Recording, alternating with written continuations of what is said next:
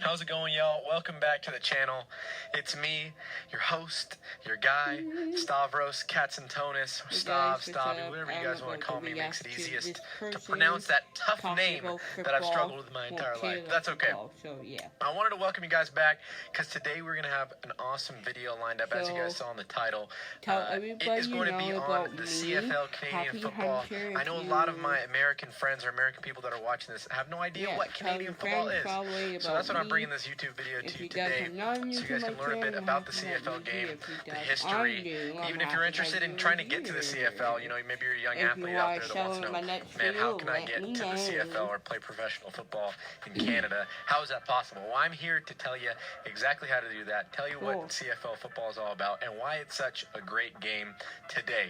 So, let's dive into it. Let's dive into the rules, y'all. So, starting off, the bare basics, okay? There's 9 CFL teams, right? So you got 5 in the West, 4 in the East. You have, so we'll start West-East. So you have the BC Lions, the Calgary Stampeders, the Edmonton Eskimos, the Saskatchewan Roughriders, the Winnipeg Blue Bombers.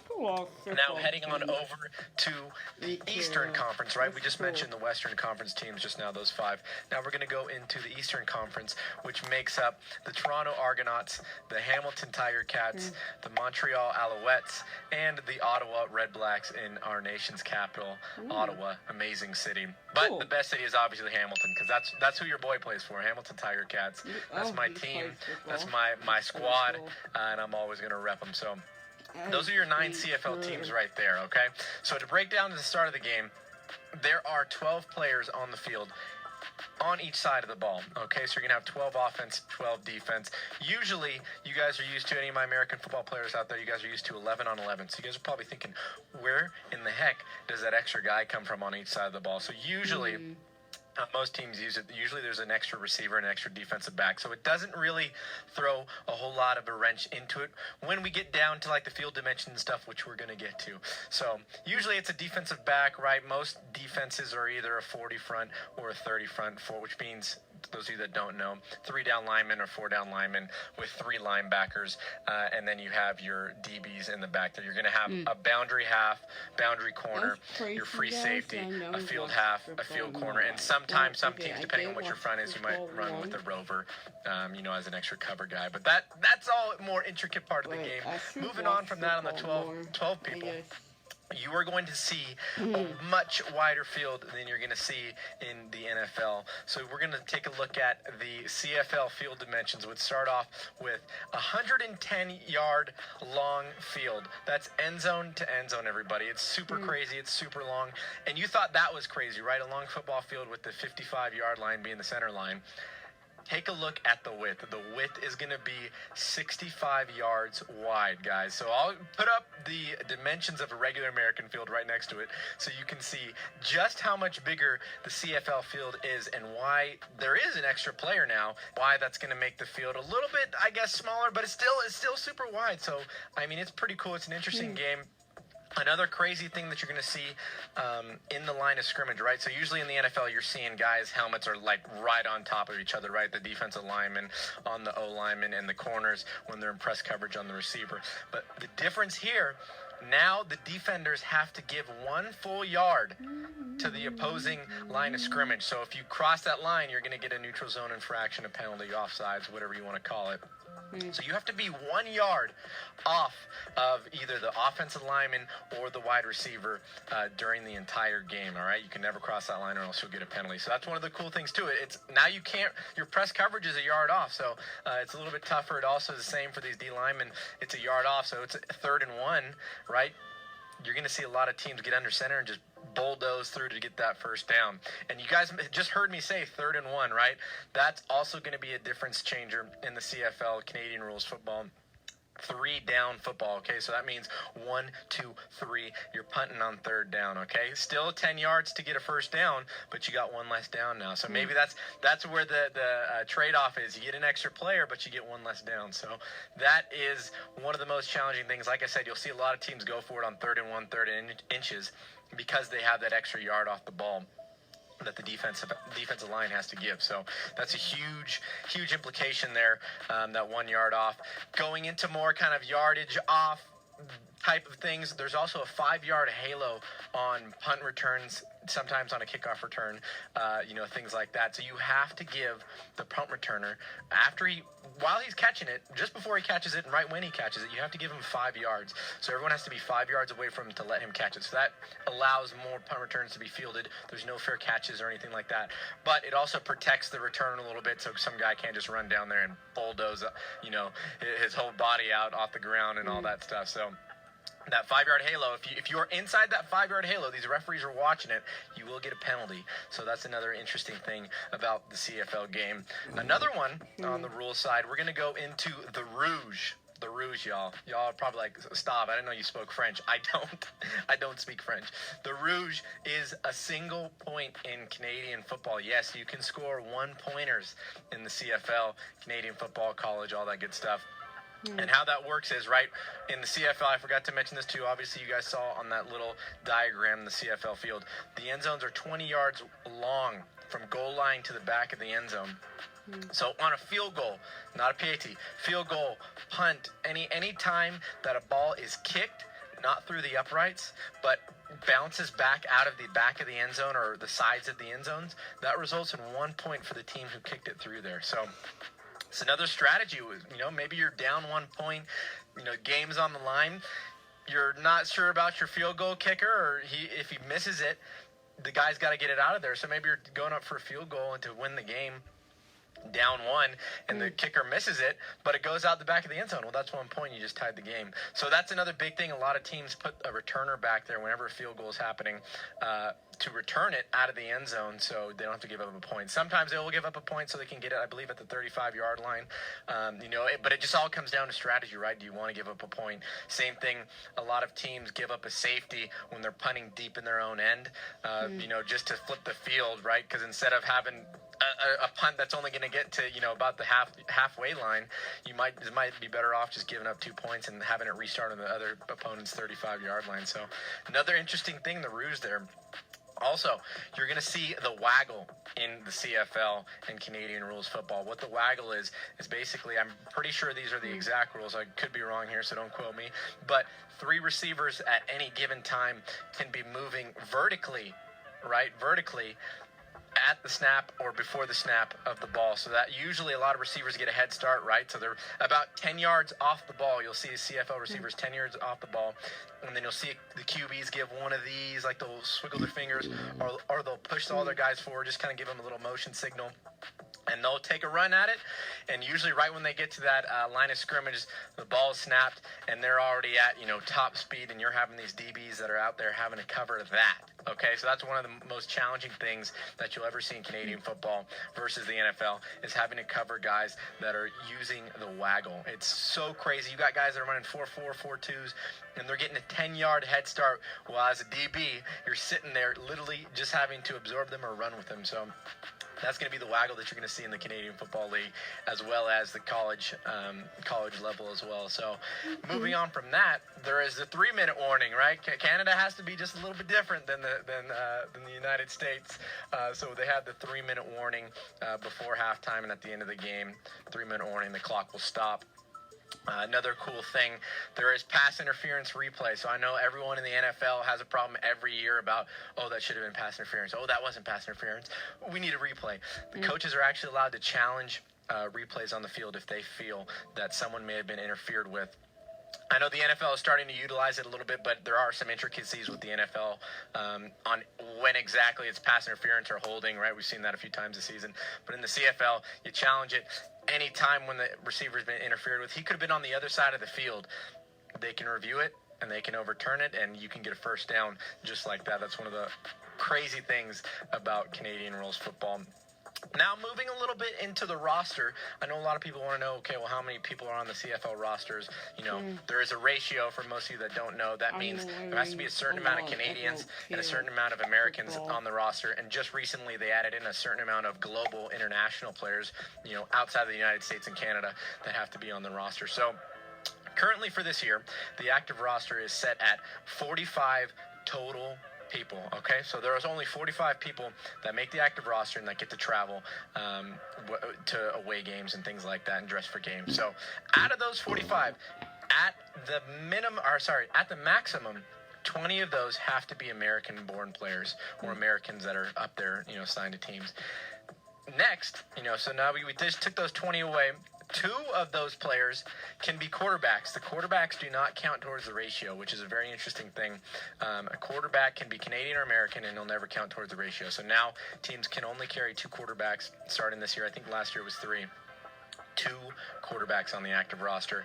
Now moving into the Canadians, the bread and butter that keeps the CFL going. The national players. So we'll get more into what a national player is and exactly how you can become one. Some people probably want to know how you can, be a national player. But national players are those that are Canadian citizens. People who have lived in Canada, I think, for 5 years or more before they're 18.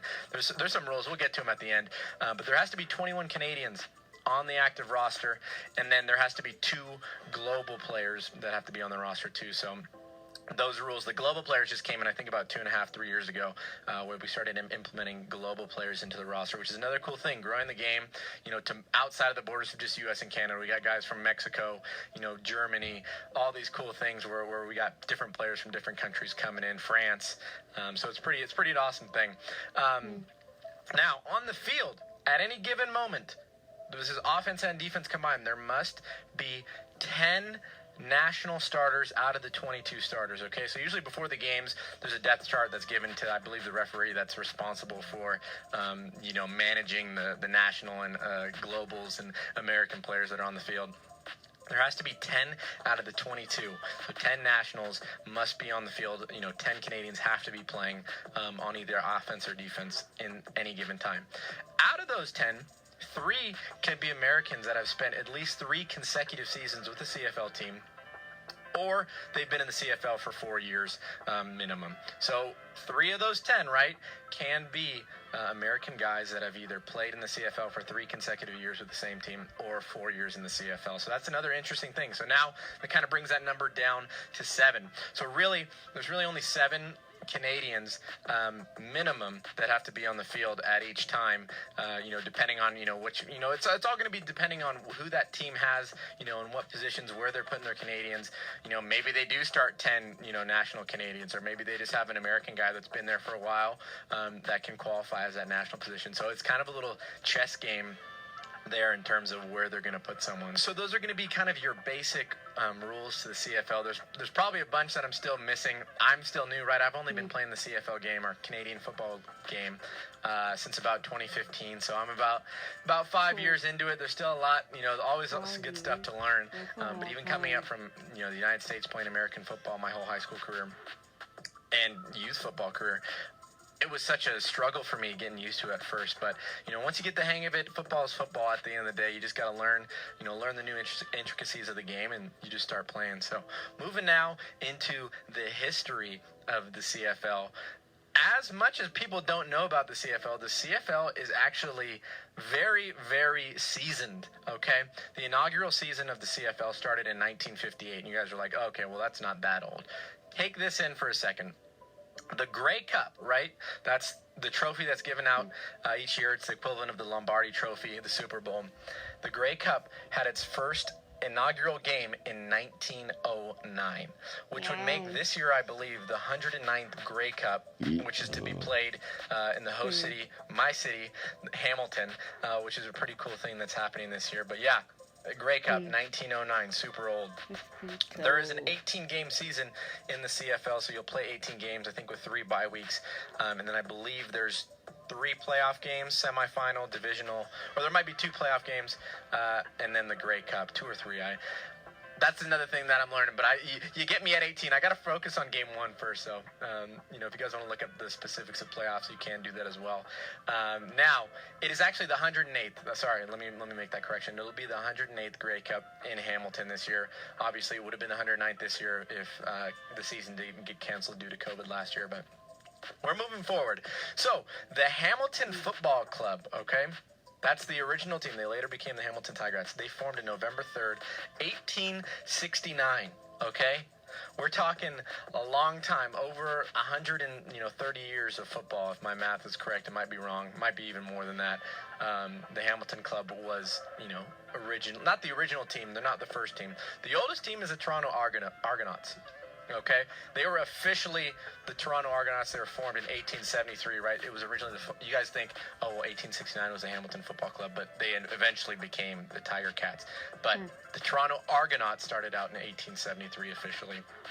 Now, moving into the most notable players, I just kind of grabbed a few, just that had some cool history to them that I thought would be good to share. I think they're all on all these guys that I'm about to mention are on the top 50 list by TSN, which is Canada's ESPN. So, the most notable players I kind of got no particular order for me personally.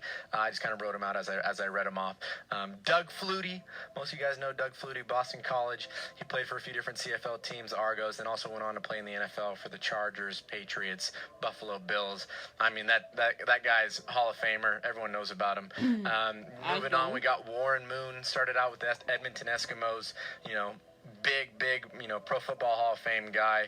Played for, I believe, the Vikings, the Houston Oilers, just to say the least. I think the Chiefs, too, and the Seahawks. Those are the teams that he played for. So, awesome quarterback. I actually was able to meet him in my first year at the University of British Columbia. He came out to one of our practices and just, motivational speaker. Gave us some good points to, take on in our life. And a very awesome guy to meet. Obviously, an awesome football player. Now, moving on, we got Russ Jackson. All the Canadians are going to know this guy. He's one of the most famous Canadian football players to ever play the game. Russ Jackson, I believe, I don't have it written in front of me, but I believe he played for the Ottawa Renegades or Rough Riders, what they used to be called. I could be totally wrong on that, so I might even edit that out. But if I'm not, there you go. Moving on, we got George Reed. George Reed is from Mississippi. Was a running back, set crazy amount of records before. I mean, the rushing records he set were crazy. I think they were in the tens of thousands range. And I think he had 134 rushing touchdowns. That was before Emmitt Smith came in. Obviously he did that in the NFL, but hey, 134 touchdowns in any league, that's pretty crazy, okay? So that's George Reed for you. The last person I got on my list here, we're going to have Normie Huang. And the reason I chose Normie, he just kind of stuck out to me on the list, and I thought, let's just click on it, see some of his stats and stuff like that. Normie was the first Chinese football player in the CFL. He's also a politician, awesome guy, an awesome football player, paved the way. I think he's only about 5'6", 170 pounds, but was a crazy fullback, rushed for 9,000 yards or 10,000 yards, something like that. Awesome player. Played a long time in the CFL, great guy. That's just one of the guys that I picked out of there as well. So, that's going to be your history. There's tons of other history out there. Maybe we'll make another video on some CFL history, show some CFL highlights, things like that. If you guys want that, let me know down in the comment section below, and we can get a video like that going. Now, moving on to some of my miscellaneous / how to play. There are probably a lot of people that are watching this and wanting to know, okay, well, how can I make it to the CFL? How do I do it, Stav? What do I need to do to get there? So these are just a few things. Starting off with kind of the miscellaneous stuff. A lot of people want to know, how much money do CFL players make? The minimum salary is 65,000 Canadian, and we can make a whole separate video on that because there are some intricate things that a lot of people don't know, like being a practice roster guy, and dressing games and what you actually get paid. So maybe we'll make another video like that, maybe if not now, maybe at the end of the season. That way when I see the paychecks and how they come in, we can go over that too.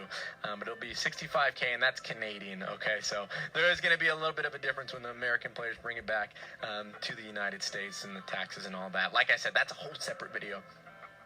Now, going into national players, right, the Canadian players, national players sign a minimum 3-year contract, with the final year being an option year. So this is usually for any new national players, like draft eligible players. So the CFL draft is strictly for national players. So each year the CFL drafts, the top Canadians in the draft class, whether they're NCAA guys or U Sport, which is the Canadian College League, which I can make another video on about U Sports and how all that works. Another interesting thing. And that's every year nationals are picked from there. They have to sign minimum 3 year with an option. The option, which is in the final year, the third year, is basically the team deciding whether or not they want to keep you. So it's their option, not yours. I actually learned that, just recently. I didn't quite understand what that meant. But essentially, it's after, if you do 2 good years, all right, the team's going to, sign you back to an option. And then after that 3rd year, you become a free agent. Maybe they'll re-sign you, or you go on the open market. So that's what it is for national. For American players, they sign 2-year minimum contracts, or maximum, however you want to call it. I've never seen anyone sign more than that. But 2-year contracts, with the 2nd year being the option, so you're going to play 1 year. If you do good, your team's more than likely going to extend your option. If you do bad, they'll probably cut you or release you. You know, it's a cutthroat, it's a business, so that could possibly happen as well. Now, the same for the Globals. The Globals are also 3-year contract guys, 2-year plus an option year. So just so you guys know that. And even if you are a global guy, maybe you're watching this and you're living in Mexico, or you're living in Europe somewhere, or Asia somewhere, and you're trying to play professional football. You know, try to reach out to me. I can leave a list of, you know, how to find agents that represent, you know, CFL players that are registered CFLPA agents. And you guys can message them, send them your film, and who knows, you know, maybe you can get into a combine or something like that. I know the CFL holds combines globally, you know, in Europe and stuff like that. So maybe this is for you out there if you're watching it, global guys. So moving on from there. This is what national players are. So national players are basically, starting off, right, any Canadian citizen. So if you're born in Canada or before 2009, like myself, if you're born to a Canadian citizen, even though I wasn't born in Canada, but I was born in the United States, my dad was Canadian, and I received citizenship through him. After 2009, I'm pretty sure they went away with that. You have to be born in Canada to become a citizen, or, you know, apply through the naturalization processes, you know, via visas and permits and all that other crazy stuff that you're going to have to go to Government Canada to figure out. So other than that, a player who is physically resident in Canada for an aggregate period of 5 years prior to the age of 18, they are considered nationals even if you don't have a passport in Canada.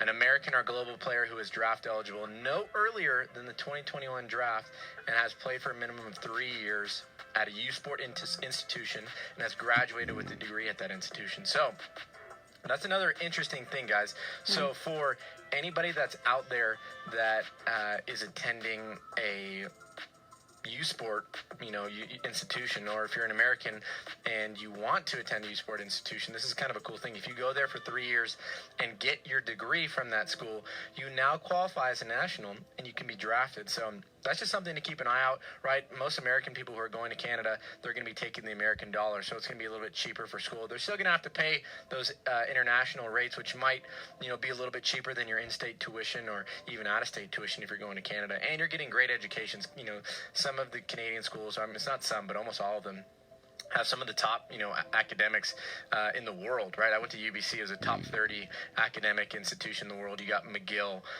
Queens. I'm probably missing a ton. I don't really know Ontario that well in terms of the schools, but I just know there's a few good ones out there, or there's a lot of good ones out there. So, shoot, if you're an American guy and you're a fringe D3, D2 guy, not getting any D1 looks, I'd highly suggest reaching out to some recruiting coordinators in Canada. If you want help with that, let me know in the comment section. I can help you with that. I know a lot of Canadian college coaches, and you know, I've made a lot of connections over the years of playing, and will only continue to make connections. So take advantage of that. Go to a Canadian institution, get your degree, or transfer to one, get your degree, play there for 3 years, and now boom, you're eligible for the CFL draft. You're going to be considered a national, and that's the most valuable thing in the CFL, is to be a national.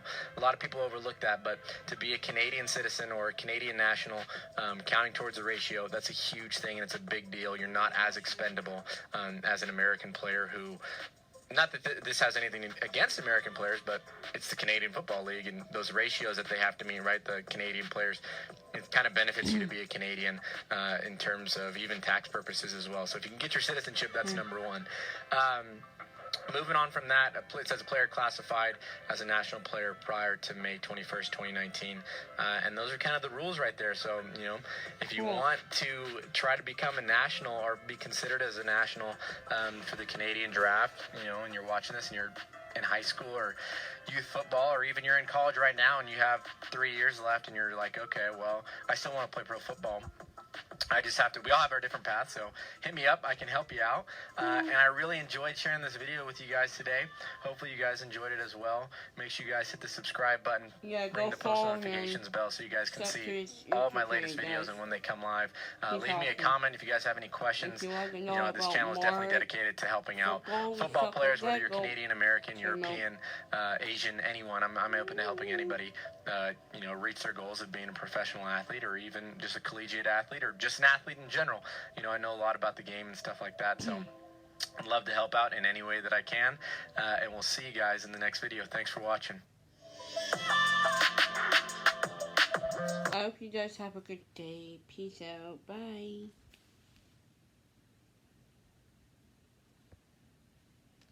Did I record myself or not? I don't remember if I did. I don't think I recorded.